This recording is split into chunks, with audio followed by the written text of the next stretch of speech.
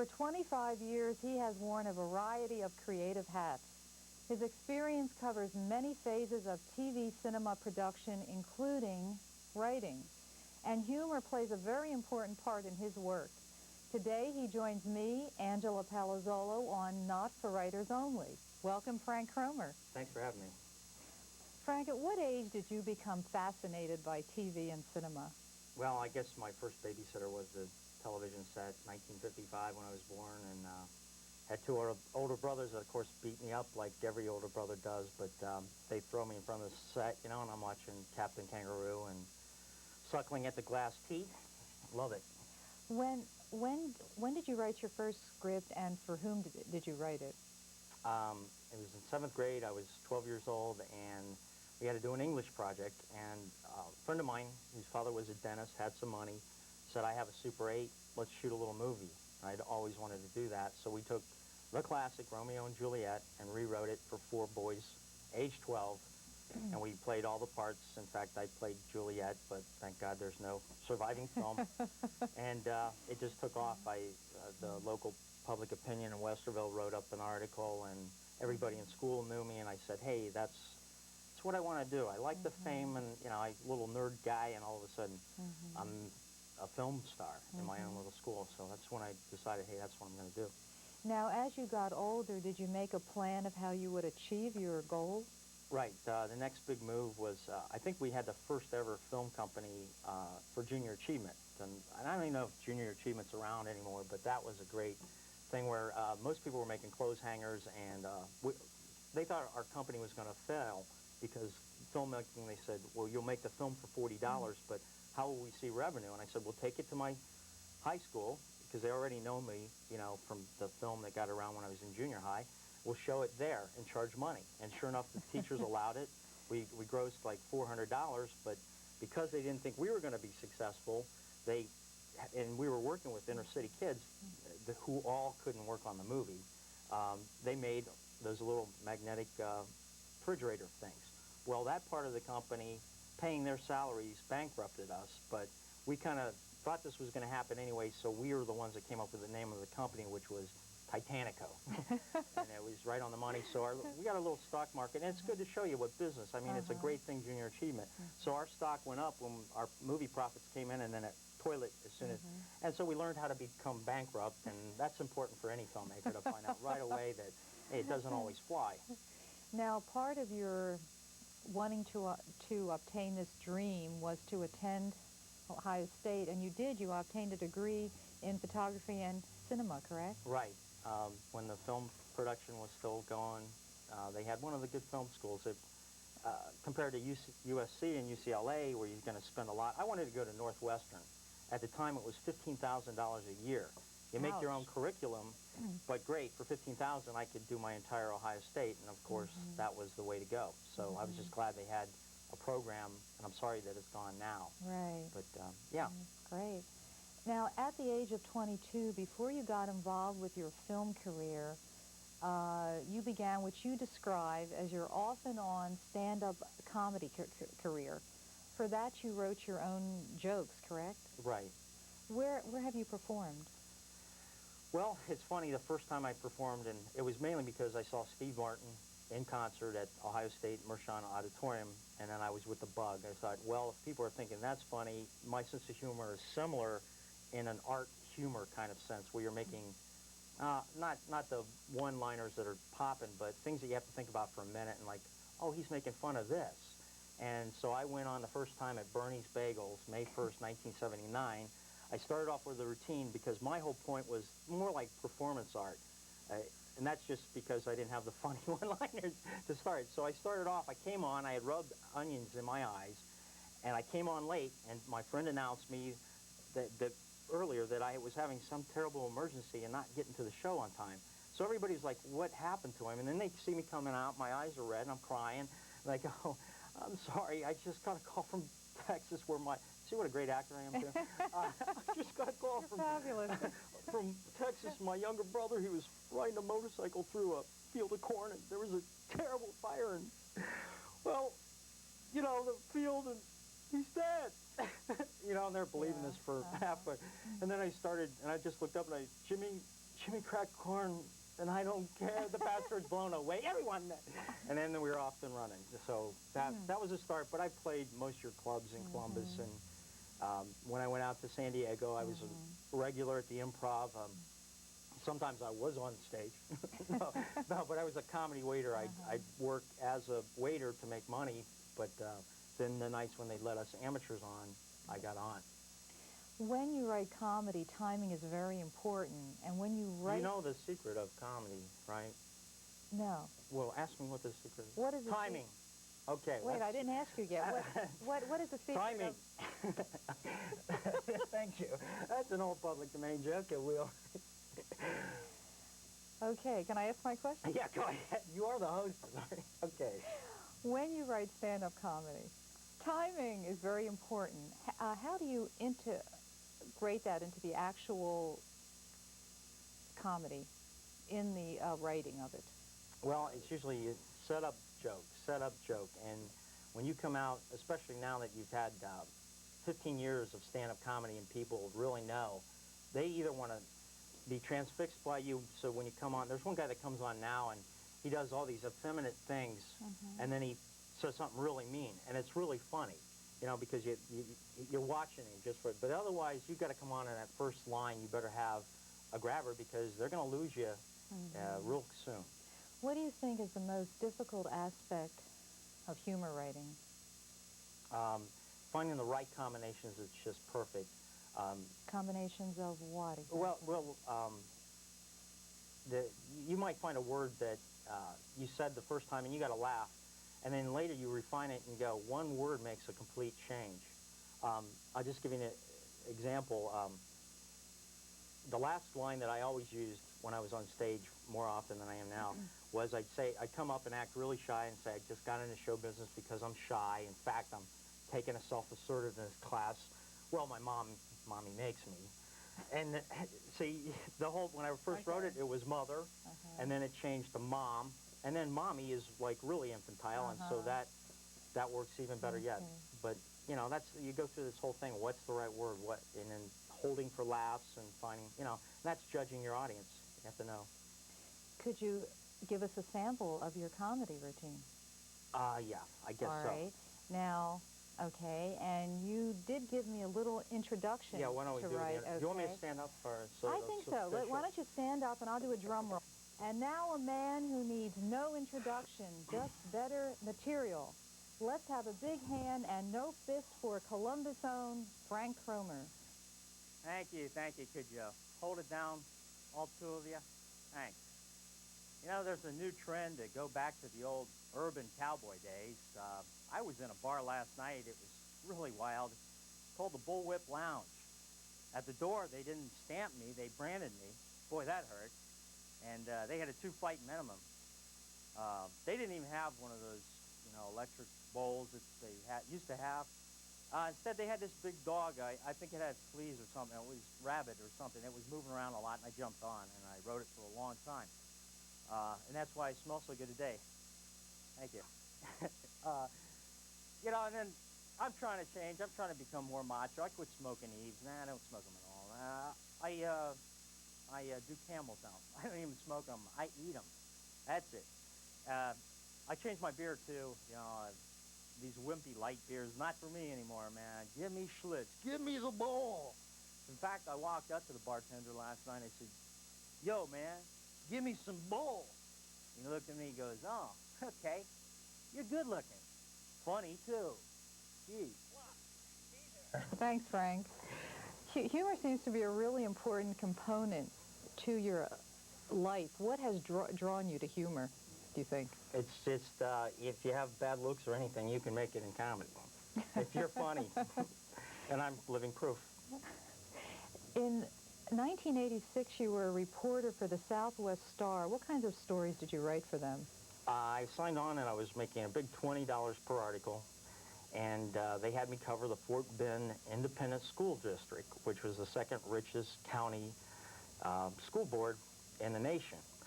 So I was writing really stiff articles about what was going on with the school board, but lots of money was exchanging hands. So to me, that was a real challenge, making that interesting to the average viewer or reader. Did humor sometimes play into your work with the star? Well, actually what came about after they knew that I was for real and could kick out the straight articles, they said, okay, you want to do something different? I said, yeah, let me do a humor article, so they let me create Being Frank, Being Frank, which is a play on your being name. honest, and yeah, and for your you name. viewers that couldn't figure that out, I'll just give you a quick example of one of my more fun articles. They let me do anything, which was a real mistake. This one's about being overweight. The bigger the better, it's called. When I ripped out the seams of my sweatpants by merely putting them on, I decided I was packing too much weight. I thought about it. All America is overweight, so why should I worry about an extra 10 or 15 pounds? I can still see my feet. Then I remembered Berger, a 300-pound butterball pal that I roomed with in college. His obesity never bothered him. He always said his greatest fear was gravity. He existed on deluxe pizzas in the area parlors that loved him for it. They would call him for orders. One morning I tripped over his planetoid body on my way to the bathroom. He had binged the night before, and 3 empty pizza boxes were strewn about his bulk. The picture of gluttony, a half-eaten piece of pie in one hand and a 2-liter Coke in the other. Berger was burping in his sleep when I fell over him. I burned with disgust at his lack of respect for himself. I said to him, don't you know there's a skinny guy inside of you trying to escape? Yeah, I know, he offered. I ate him last night. It was the delivery boy. He always made me laugh when I was serious. So in the olden days of yore, if you think back, to be heavy was desired, even regal. To be large meant that one could well afford to be plump. So what's the big deal? I tried to cut down on second helpings, but I just ate bigger first portions. I tried to lift weights, but I broke out into a sweat and fainted. And like comedian Martin Mull, I jog, but the ice cubes keep popping out of my drink. So being a bigger Frank isn't so bad. There's just more of me to love. Yeah. Now, during the time you were in Houston, you also wrote, directed, and produced a campaign for the nonprofit group Clean Houston. Tell us about that. What was that about, and how did it come about? I was teaching acting and being a casting director for movies at the Houston studio. One of my students was a guy that looked like Crocodile Dundee, and the movie was real big. It was 1987.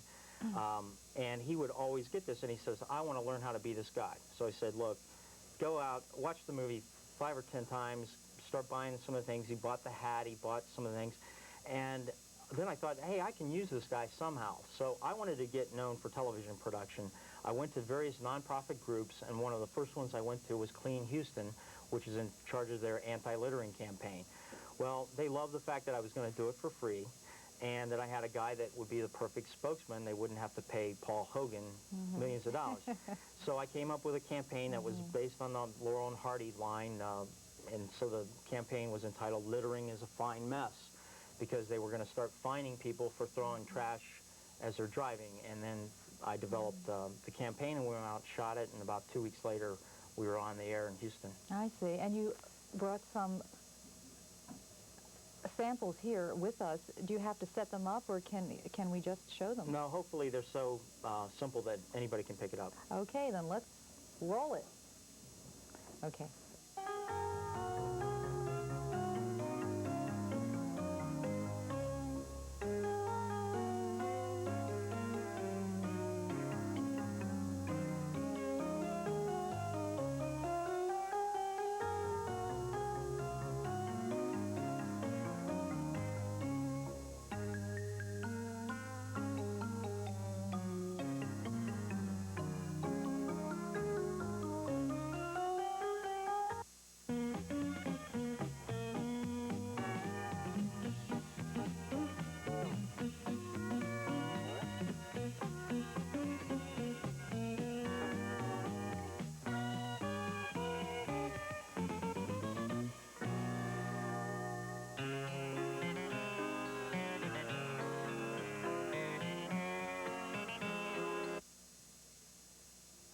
Those were great spots, Frank. Thank you. Okay, you were in Texas, and then you moved back here. And when you did move back here, you took up pen in hand, or computer, and you wrote a novel called Take a Bullet. Right. What drew you to that genre? Well, I just got to tell you what happened until then. I had a friend that I was working for as a private detective that opened his own agency. And to me, being a private detective is like acting, except you're trying to get information. And most people will talk to you, because if they don't think you're coming after them for whatever, you can get them to talk. But I realized that I was again getting away from my ultimate goal, which is to be a Woody Allen, where you have writing and directing your own material. And I had a book inside me that, in fact, it came out. There it is. Let me hold it up. Yeah. We're going to hold Yeah, up. that's This not is like the manuscript of Take a Bullet. unpublished as yet. Unpublished as yet, but Look how big it is. look how thick this book is. Unpublished as yet, but you see it here first in its unpublished format. And that's Take a Bullet by Frank Cromer. And that's a year of my life right there. What had happened, I came back and I started the book because for one thing, I thought, I'm always thinking Hollywood, right? I thought you have more credibility if your book gets published and they pick up a hardcover book rather compared to a screenplay, which they're getting tossed at them all the time. They want something they can read and enjoy, and then therefore then you give them the idea, oh, that would be a great movie. And of course, I would be attached to the project and I could write the thing. So that was my big ulterior motive. But when I was in Houston, I had the worst time of my life. At one point, the Houston studios got dropped from Hollywood. They did some problems with the unions and they lost their big accounts. So my penthouse that was looking so good with all my activities casting just went in the toilet real quick. And it got to the point where I had to move from my $900 a month place to a $100 space that only had a toilet and nothing else. It was because the warehouse part of it they were converting into apartments. And when the studio got cut off, we got cut off. So I'm living in this hellhole with one light and a toilet and thinking this is the end of my life, there's nothing left. And then things started to change real quick. Again, went up. But I thought using that mood, I can make the whole project about a down on his luck. And so I just took creative license and changed it so if anybody knows about Houston at all, they were booming great until 1979, and then oil, there was the glut, and everything started going in the toilet. So I wrote, and the city's like a symbol for the main character. When it goes in the toilet, this guy who thought everything was rosy could never change. He's in the same spot, except I made it so he's living on the top of a warehouse that by the grace of a Mexican guard that lets him climb up there and sleep.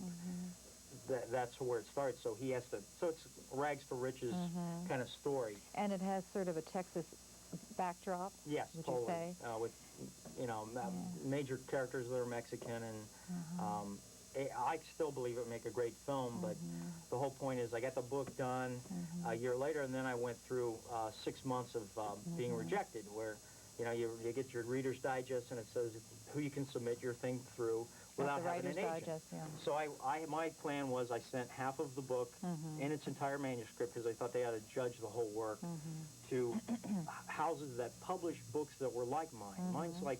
Which is the right... Yeah, it's the only way of doing it. you should, right. because then it can relate to something. So my style is kind of, writing is like Elmore Leonard, the crime novelist, and it's like Woody Allen in the lines and the, you know, the humor of it. So I did that, and I sent half of them to agents, and it was just nothing. I had one lady that says, yeah, you're right, kind of like Woody Allen. Sorry, we can't use it. And so after going through that process, I realized, okay, put the book away, and I'll go back to doing what I can do, which is what brought me pretty much here. Because of the format differences between writing a script and a book, did you find that it was a challenge to switch like that? Yeah. I mean, once I wrote the book, that's when I really felt that I was a true writer, because I had the discipline to every day, whether I was feeling blank or not. My big goal was at least do 1 to 5 pages, even if it really was horrible and I knew I wouldn't use it. And, you know, when you force yourself like that, you do get some nice surprises that come out of nowhere. And the main thing, like the best advice I always got that I would say to anybody, start with the ending. If you know where it's going, then you can drop it back and then take it to that point. Is that what you did? Sure did. All right. And it is a humorous book. Hopefully. Could you read something from it? Yeah, okay. This is a chapter. One of the main characters is a lifelong bachelor. I don't know where I got that, but I have 4 brothers that are all married, and it scares me. And that's where this... You're a bachelor. okay. Yeah, and so that's... I came up with a chapter entitled The Terror of Marriage, where the main protagonist is talking to his friend about why he's terrified of marriage. There's something like this. It's just too easy to fall into. Guys are always falling in love everywhere. We take things sexually. If the good-looking teller at the bank smiles at us, we think she's hot for us. It doesn't matter that she smiled at everybody else the same way 50 times before. We think she's got it bad for us. Women are really the unemotional ones until you convince them that you're sincere. And when I get to that point, when I know the woman has got it bad for me, I take her for granted. I'm going to fall in love when I walk out the door, so why worry?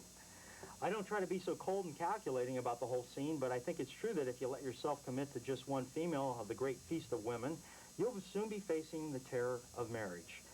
As soon as you pop the deadly question, she's reeling you in. That quick romantic elopement that you always talked about turns into a royal wedding, complete with 300 people you don't like, and that's just your side of the family. And another $5 grand down the toilet for a drunken reception that lasts 2 hours and you won't remember anyway unless your nerd cousin videotapes it, and you pay for it because her dad popped for the wedding, so it's only fair. Then she ropes you into a house and a new car, so you are a slave to those payments, and her wish is to have the American dream like her Barbie and Ken did. But it's never enough. She needs a new wardrobe so she can wear something different every day of your new life together. Hey, but she's not selfish. She spends money on she spends your money on a new wardrobe of clothes that you don't like for you too. And then comes the inevitable. The magic of sex wears off. It just disappears. She becomes the reluctant magician who only pulls a rabbit out of the hat if you've been a good hubby. And after not seeing that damn rabbit for months on end, you really want her to pull it out of the hat. So she's got you. Sure, you could run off to another woman who might not be so stingy with a damn bunny, but you've got a stake in the first Houdini, and the new she-magician could turn your life into a real bad trick. And that's not even mentioning the sick bunny she could have that turns your magic wand into a nasty frog kind of creature with warts and worse. Thanks, Frank. This is the last paragraph. Right, so you stick by your first choice. The chain isn't so bad. It's security. You have someone who loves you for every moment of every day for the rest of your entire life. I'm sorry, I didn't mean to interrupt No, that's all right. you, but that powerful, pretty powerful. Yeah, it's an indictment that... Right from the gut. Yeah. You also attended Otterbein College, right? And you called yourself the oldest living freshman there. What did you take there? I radio, a couple quarters of that, and television. Okay. And you also did radio work for one of the stations here in the city. What was that about? Well, I'm currently working at QFM in the research department, well, at least until this show airs. And let's see, you've done quite a bit, and about a year ago you began a soap opera parody, and tell us about that. What exactly are your plans for it? Well, I have a friend in California that was my talent agent here in Ohio that's moved out there, and he was doing casting for one of the shows, and he said whenever I get it finished to send it out to him. So Living for Today is the title of it. It's in the vein of an old show called Soap and Mary Hartman. It's just, it's more or less making fun of soap operas, but it's kind of hard to parody something that's already so ridiculous. Now the question is, do we have time to show a bit from it? I think we do. Roll it.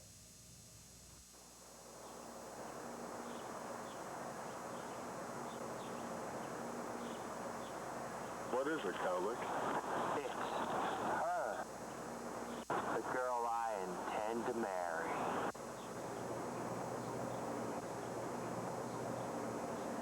She's gorgeous. I could eat her with a spoon. She's the most beautiful babe on earth. Let us go to her.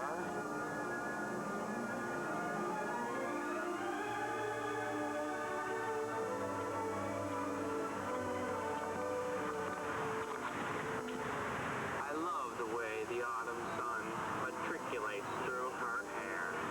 Yes. She is but a vision from God's own palette of beauty. What are you looking at? I said get out of here, you dweeb. My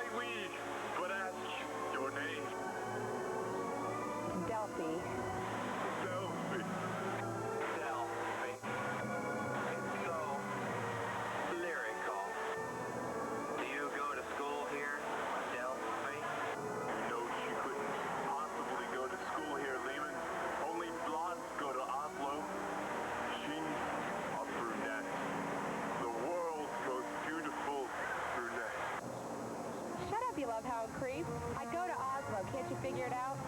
Scatter.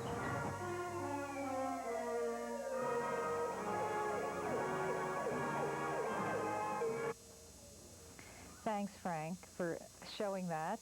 What kinds of plans do you have in the future?